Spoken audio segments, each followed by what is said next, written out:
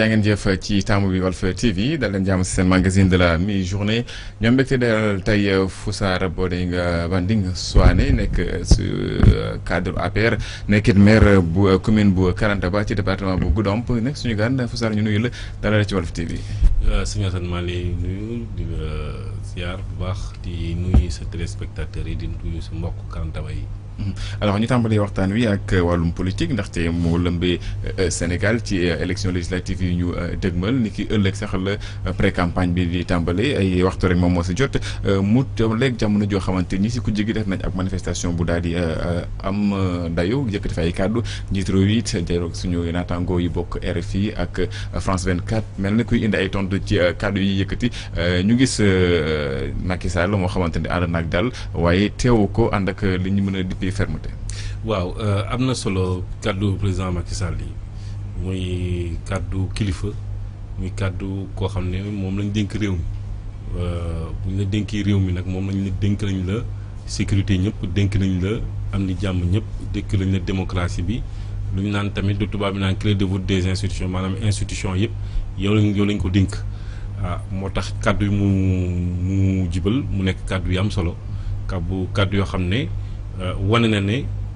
amul fii lu Sénégalais yi war a tiit amuñu tamit loo xam ne war na mën a jaaxal nit ñi ndax nee na élection yi dinañ ci dem ak jàmm jooyu nag moom responsabilité mooy mu assurer ne Sénégalais yi dinañ nekk ci jàmm te incha allah yaakaar naa ne dina ci taxaw te kàddu yooyu itam dafa fekk mu am opposition boo xam ne yaakaar naa ne fitna moo leen tax a jëkk fitna boobu ndax fitna da ci jëf bi ba ci toj beeg waaye fitna tamit ci wax bi la ci wax boobu ñu doon wax jëmale ko ci njiitu réew mi jëmale ko ci mën naa wax ne takk der yi jëmale ko ci justice bi yaakaar naa ne du ñoo xam ne suba war nañ mën a yor réew moo tax it ñu koy ñaawlu bu baax ndax boo xoolee ci mbirum élection moo tax ñu koy wax bu fekkee ne yow nga ne sa liste sa liste proportionnel bu jàllul titulaire bu jàllul élection du am loolu da ngay wax lu la neex. est-ce que bu fekkee ñu teg ko si doo xamante ne jàpp nañ ñu du yoon. du yoon kese moo tax ñoom si seen bopp ñuy fàttali ne waa ñu ku mel ni Ousmane Sonko ak ñeneen ñu mu àndal keroog ba ñu defee seen jumte teg benn nit boo xam ne amul âge pour nekk candidat loi bi may leen ñu mën ko changer direction générale des élections may leen ko ñu changer nit kooku ñëw delloo koo xam ne mi ngi woon ci liste suppléant ba pare te loolu tam loi bi da koy bañ waaye bu fekkee ne liste suppléant kooku mu ngi fa ba pare kooku mënatoo ko fa dindi kooku foofu lay nekk kon liste boo xam ne dafa manqué le mooy lan mooy foofu ñu dindee woon nit kooku nga xam ne amul woon pour mën a at yu mat pour mën a nekk candidat kon boobu liste boobu bu matut liste boobu mënut a dem loolu la loi bi ministre de l'intérieur direction générale des élections loolu la constaté ministre de l'intérieur dëggal ko yàlla def na ñoom ba ñu yóbbee recours ci conseil constitutionnel boo xam ne moo leen joxoon dëgg ci fan yële weesu kooku dëggal lu ministère de l'intérieur wax ne liste boobu mënut a dem te ñoom seen bopp may fàttaliku Ousmane Sonko ci boppam moo ko bindal boppam waxal ko boppam ne ñoom seen liste ba ñàkk nañ ko mënatuñu nekk candidat ci liste nationale moom yaakaaroon na sax suppléant bi sa liste suppléant bi sax du am ñoom ba ñuy wax dañu jàppoon ne liste nationale muy majoritaire ak lu mu tuddati sax titulaire bi ak suppléant bi ñoom ñaar yëpp nañu daroon ñàkk bu yàlla defee ba justice jàppale ko sax jàppale leen ba ñu am liste suppléant comme ñoom war nañ sant bu baax justice ndax bu ñu leen toppoon comme ñoom Ousmane Sonko lu mu ko waxee woon ndaruñu woon dem ci élection yi en tout cas si seen liste mais loolu bu amoon tamit day dal si kaw benn bokk yaakaar ndaxte liñ jàpp wala liñ gën di gis ci histoire moom mooy unicité de la liste. waaw mais xam nga yàlla def na conseil constitutionnel wane na ci code électoral bi fu ñuy waxee ñaari liste parce que dañ naan liste titulaire ak liste suppléant dañ ko bind ci texte bi donc bu ñu nee la ak ça veut dire que ñaar yu boobu yu méngoowul la te yàlla def na tamit ci jurisprudence bu ñu nee jurisprudence maanaam lu ñu mësoon a acté ci bu njëkk maanaam en 2014 fu ñu naan Fandène ñun waa Benno Bokk Yaakaar ñun ñoo yóbboon ci justice beneen liste ne liste boobu respecté wuñu parité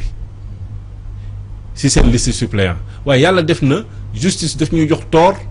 nañu déedéet même bu fekkee ne seen liste seen liste suppléant respecté wul parité liste suppléant bi rek la ñuy dindi waaye dañuy maintenir liste titulaire yi kon ñun ci loolu lañ sukkandiku boobu nga xam ne ñun justice jox ñu woon dëgg 2014 ñun ci loolu lañ sukkandiku bi yoon tamit ne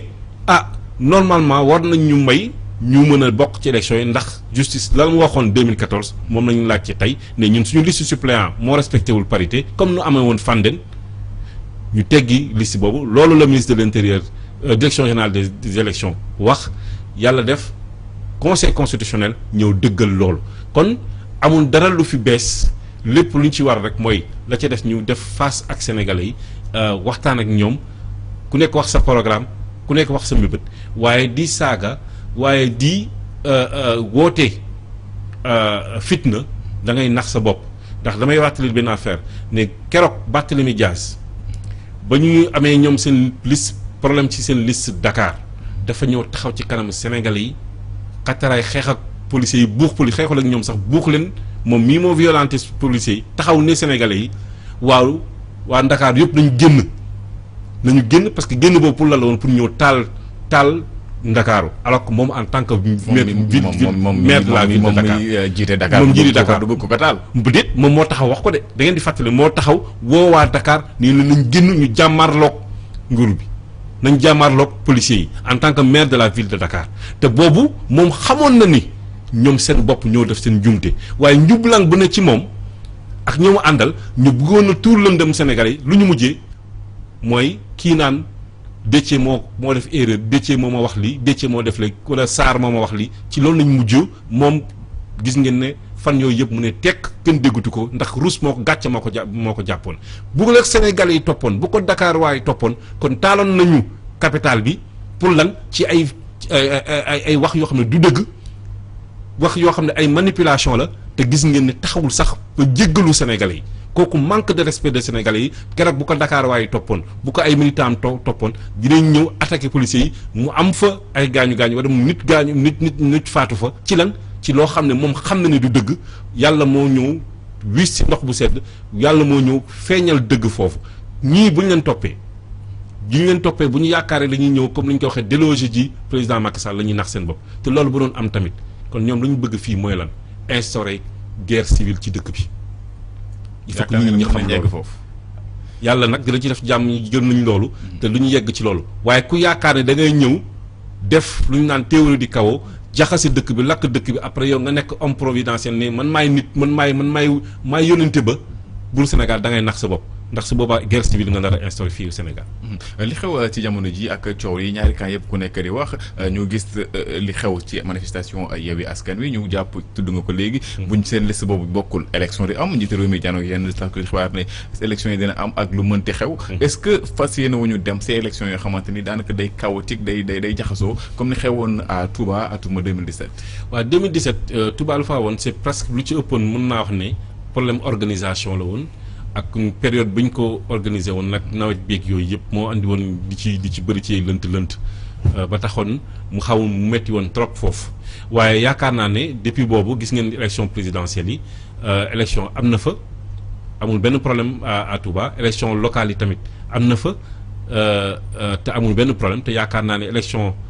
législative yi ñu jëm tamit jàmm dina fa am. mais justement parce que foofu en 2017 am na bureau yoo xam ne dañ ko tasoon. waaw dañ ko tasoon boobu xeex la ay kii mu xiiroo ngaayoo la woon mais yaakaar naa depuis boobu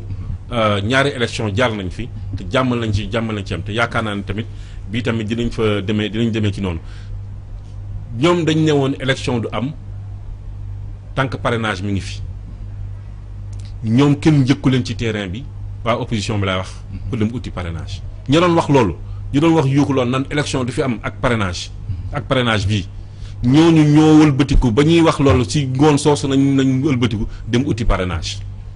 dañu war a bàyyi di yee fitna ci réew mi xam nga yow mën na wax ne taxaw nga ne wax benn waxu fitna nga jàpp ne loolu da nga koy wax rek waaye dina am nit koo xam ne amul xel boobu mu jàpp ne li ngay wax dafa dëggu mu dem taali bu subaa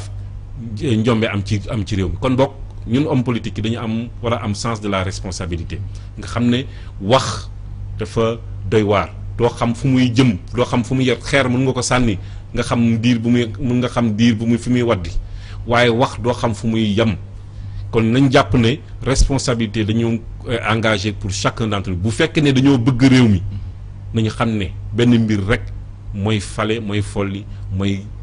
xob yu ñuy sànni mooy vote bi te yaakaar naa ne Sénégalais wane nañ maturité depuis boobu ne ñoom décision bu ñu bëgg a jël dañ koy jël dem def ko ci urne yi kon yaakaar ne bu fekkee ne wax bu ñaaw wala di taal nga yaakaar ne nga ngay moo tax ngay yëg nga ñëw jël nguur gi kon su boobaa xamal ne nax nga sa bopp Sénégalais yi bëgguñu ñu mel noonu bëgguñu ñoo xam ne dañ leen di imposer dictature te yow yéegagoo ci nguur gi kon yow boo yéegee ci nguur gi loolu nar a def te gis nañ ni fii ku wax yéen journalistes yi sax dañ leen di xokkatal yéen journalistes yi sax pour ngeen critiquer opposition surtout waa Yewwi surtout waa Pastef rek problème la ndax ku ko def ñu saagal ak te nit ki tamit mën nga bañ a ragal sax yow journaliste bi waaye da ngay xalaat sa njaboot nga ragal ba tax ne nit ñi finalement duñu critiquer loolu mooy terrorisme loolu mooy terroriser nit ñi loolu moo tax mooy dictature koo xam ne yow jëlagoo nguur gi ngay terroriser nit ñi bis boo jëlee nguur gi xamal fu ñu jëm. ci kàddu yi nga xamante ne ñu ngi koy yëkkati bokk na ci kàddu Bara Dolly Mbacké nga xamante ne jamono ji sax mi ngi si ay xoy ay yoon est-ce que loolu tegaatul si table bi lancinante débat wu loi boobu ñuy wax offense au chef de l'État. déet amul bii moom yaakaar naa ne amul débat ndax. kooku ñu naan Bara Dolly mun ma ko woowee sëriñ parce que Bara Dolly rek bëgguma sax wax sant bi parce que mérité wu ko waaw ndax maamam ju sell si la mu prôné la mu doon diggale moom de saafaan ba la def saafaan ba la def te du dugguleet yàgg na ko def waaye bii dafa ëppale ci wax lu dul dëgg wax lu dul si sos wax loo xam ne gis pour am buzz ndax yaakaar naa ne ñoom yaakaar na jour boobu dañ doon def concours kuy gën a wax bu rëy pour que nga am bës nit ñi yuuxu la nga tàcc ñu yuuxu la tàccu la foofu moo tax ñu mu leen di yóbbee lii yëpp kaddu yu ñàkk teggin te yaakaar naa ne keroog fu ma ko waxee sax foofu ña fa newoon ànduñu ak moom ñenn ñi dañoo ree rek te ñu néew la ma ña ca des ñëpp gisoo ni tàccu ñu doxuñu ci da dañ ne tekk kon ñu xam ne ñooñu sénégalais ñu fa fekkoon sax ñooñu sax ànduñu si cinquante mag le reste sénégalais yoo xam ne nekkuñu fa woon moom bu fekkee ne moom kilifa la moom bu fekkee ne moom député la bu muy wax la yaakaar ne waroon kàddoom warul yegg ci yu mel noonu waaye comme tàmmal nañu wa kàddu yu mel noonu moom bu fekkee ne moom noonu la jàppee ne moom noonu la na mel sénégalais yi meluñu noonu doomu aadama yi meluñu noonu loolu rawatina nag ku mel ni président de la République nga xam ne institution la ñu war ko wormal doomu aadama dong rek nit dong dañ ko war a wormal cinquante mag loo xam ne mooy kilifa réew mi yëpp képp ku yeewoo fii Sénégal wala nga nekk fépp ci àdduna bi ngay tudd nga jàpp ngay sénégalais mooy sa kilifa kon bokk nañu rafetalaat taxawaay yi rafetalaat kàddu yi ak jëfin yi fii reewande ñàkk teggin mayul kenn dara mën nga ñëw nga am ci buzz waaye bu waxtu bi jotee sénégalais xam nañ ci boobaa kan nañuy taxaw te yaakaar naa Touba bu muy militer ànd nañ kàddu lu ñu ñenn ñu contre Macky Sall ànduñu ak kàddu yu mel nii. leneen loo xamante ni faaw ñu waxtaanee bu ñu tuddee Bara Dolly Mbacké muy ni ñuy tànnee suñuy député. ñu xool législature bi nga xamante ni moom la ñuy génn ni liñ ci nemmeeku say député yu def ay njombe wala ñu jiiñ ay njombe daanaka xaw na takk loolu. loolu war a taxaat ñu xoolaat tëggaat ni nga xamante noonu la ñuy tànnee ñuy teewal ci pencu ndaw réew moom. waaw xam nga bu ne ndaw pencu réew mi rek réew mi nga wax. ni réew mi mel noonu la nit ñi mel rek waaye lu ñuy séntu ci mooy ñu tànn ñu gën ci ñun waaw wala ñu tane si ñun bu ñu gënul tam ñu tane si ñun te yaakaar naa ne prise de conscience boobu mu ngi commencé ndànk-ndànk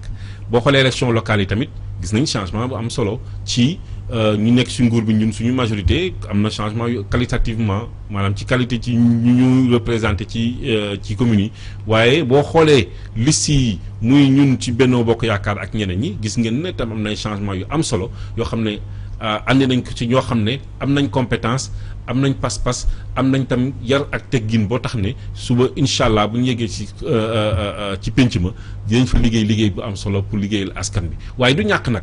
ñu am ñoo xam ne ñoom ñooy gàkkal liggéey bi mooy genre baara dolli boobu ak ñeneen ak ay ñooñam mun na am ñu nekk si ñun sax waaye jàpp naa ni débat public bi tamit il faut que mu bañ a nekk ci mbirum assemblée nationale rek waaye bu fekkee ne société bi daa soxla lay bëgg koo xam ne day def buzz balaa ñu lay tàccu nga wax njombe kon su boobaa xam nga nekk homme politicien la même bu ko doon def sax day jéem a def yu mel noonu waaye parce que responsabilité niveau de conscience bi société bi dañ ko imposer société bi. waaw société bi moo koy ñenn ñi ñoo koy imposer nit ñi def ko mbirum reetaan ñii def ko yëfu kaf boobu ba tex na ba nit ku nekk bëgg yaakaar ne boo waxul njombe boo waxul lu rëy kon su boobaa doo siiw. médias yi am nañ ci responsabilité parce que quelquefois ñu jox kàddu ñoo xam ne dañuy taxaw di saaga di wax lu neex mu wóor na ni di nga gis benn invité boo xam ne dañ ko invité wala benn chroniqueur boo xam ne ku ko invité xam na ne lu muy wax lépp dara du ci dëgg mais ñu bàyyi ko parce que muy wax bu rëy ba tax ne peut-être audience bi dañuy ut audimat maanaam lu ñu ne audimat dañuy bëgg ñu bëri di seetaan télé ba wala di déglu rajo ba ñu bàyyi ko muy wax yu rëy kon responsabilité politique homme politique yi ñu ngi ci responsabilité média yaa ngi ci responsabilité société bi mi ngi ci kon bokk ñu war a xoolaat suñu bopp bàyyi yenn taxawaay yi yenn kàddu yi ñu ñuy jëlee di ko def ci réseaux sociaux yi nga xam ne tamit boobu tamit am na liggéey bu am solo bu ñu ci war a def pour mën nañ ko wax lu tubaab bi naan assainir fexe ba ñi ciy def ay dérapage ñu mën na la contrôler. am na leen loo xamante ni seen responsabilité la yéen la waa Benno Bokk Yaakaar waaye dafa mel ni da ngeen ko jël wala da ngeen ko jël à demi mesure muy seen communication dem ba nuroog communication à réaction da ngeen bàyyi ba yeewi wax ngeen door a jóg wax. waaw loolu bokk na day da nga fekk suñu waxtaan démb xam nga ñaar la mënoo bàyyi yeewi tamit ñu wax ñu bàyyi leen noonu parce que combat la te combat boobu su ma nee combat du xeexul kii mais bokk na ñoom lu ñuy wax ci lu bëri ñu wan leen tamit bu ñu waxee lu dëgg ñu delloo leen ci luy dëgg parce que ñoom ñu ñuy waxal askan bi tam am na ñoo xam ne nam gëm leen moo tax ñuy répliquer bu ñuy wax yenn wa njombe yooyu ñu mën a ñun tamit wax suñu wax position bi rétablir lu tubaab bi naan delluwaat dëgg bi fu mu war a fu mu newoon waaye li nga wax tam dafa am solo mooy ñun war ñu nekk dans la réaction lu may doon wax suñu gars yi rek mooy ñun ñoo war a joxe rythme bi ñun ñoo diriger dëkk bi donc ñun ñoo war a wax sénégalais yi fan nañu nekk fu ñu toll ak fa ñu jëm kon rythme ba ca communication ci liggéey bi ak ba ca communication bi ñun ñoo war a jël initiative bi te yaakaar naa ne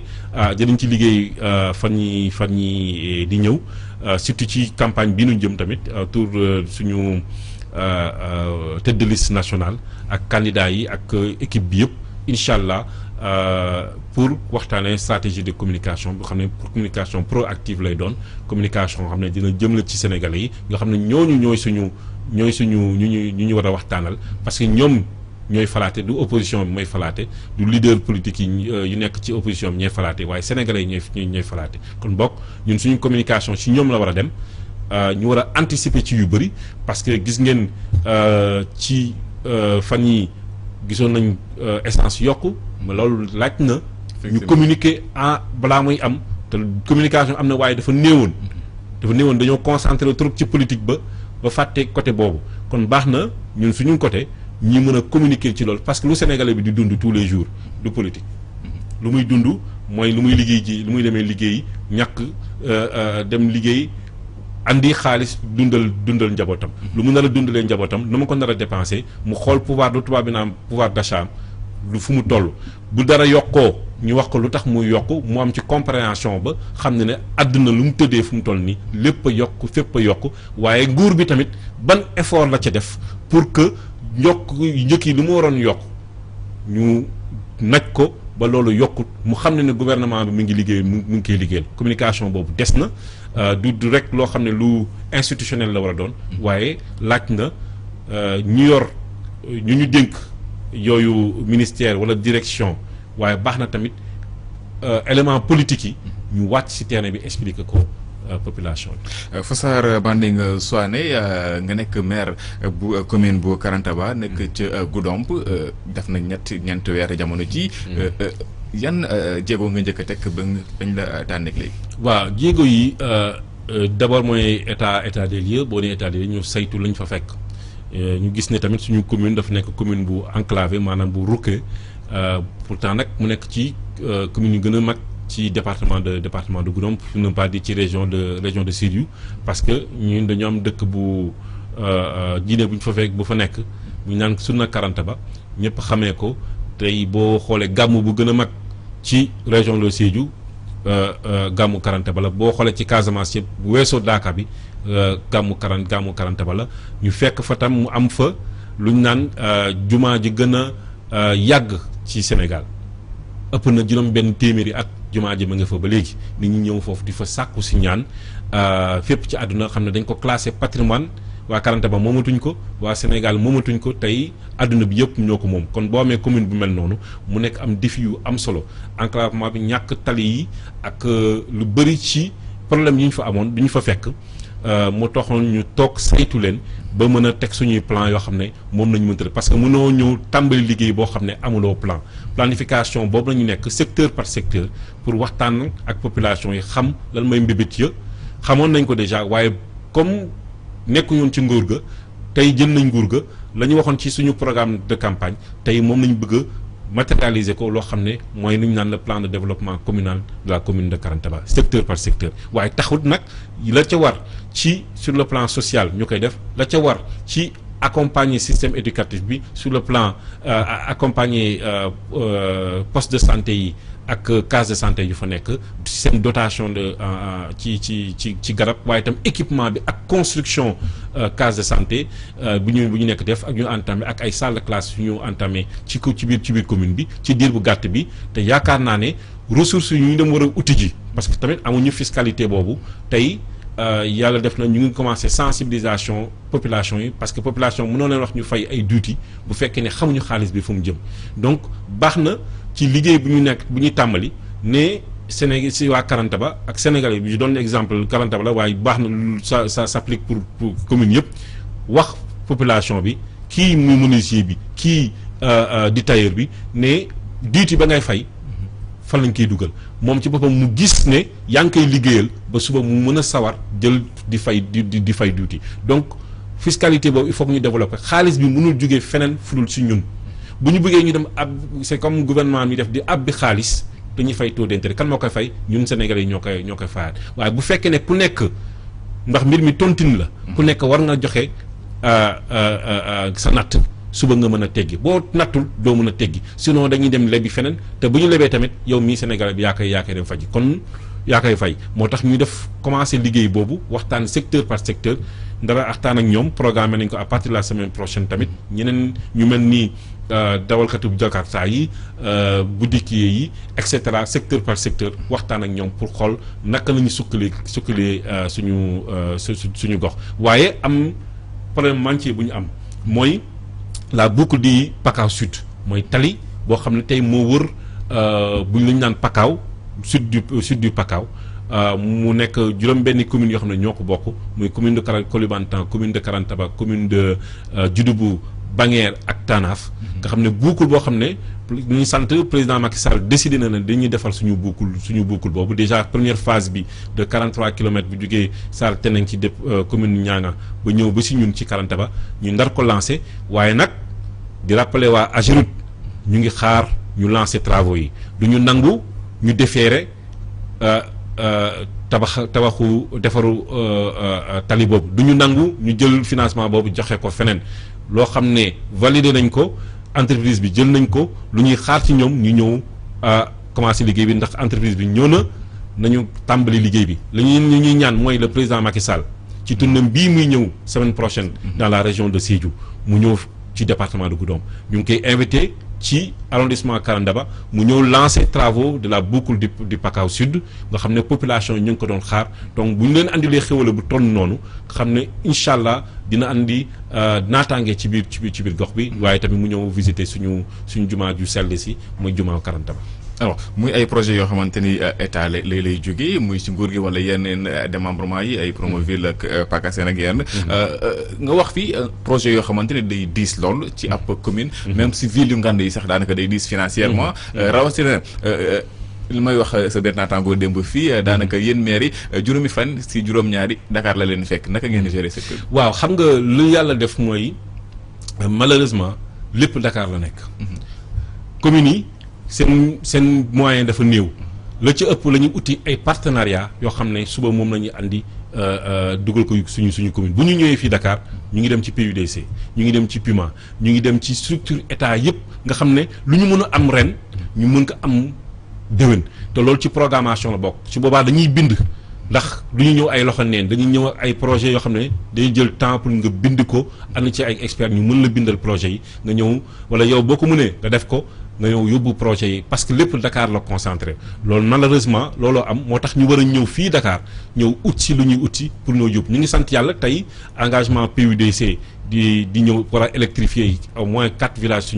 suñu commune ak waa ak yeneen structure ak waa Sénélec également war fa def ay forage bu ñu ñëwlu woon Dakar bu ñu ñëw fëgg bunt yi quelquefois insister duñ ko am moo tax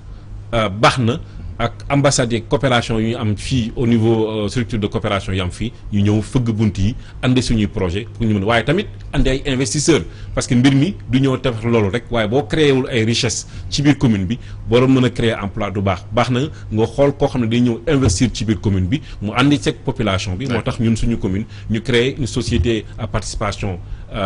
publique boo xam ne suba képp investisseur buy dugg ci biir commune bi da nga koy lëkkaloog suñu société bu commune bi créé ba tax na ñu séddoo bénéfice yi pour population yi tamit mën cee bénéficier. Fossar waa Ndinga Souane ñu ngi lay sant di la gërëm. di sant bu baax di la gërëm bu baax Assane. di leen jaajëfal yéen it mbokk yi ci teewlu bi ci Walf TV jaajëfal Isaaxa Diagne Kéba ak Babacar Lo bi nekkoon ci technique bi ñu yendoog jàmm.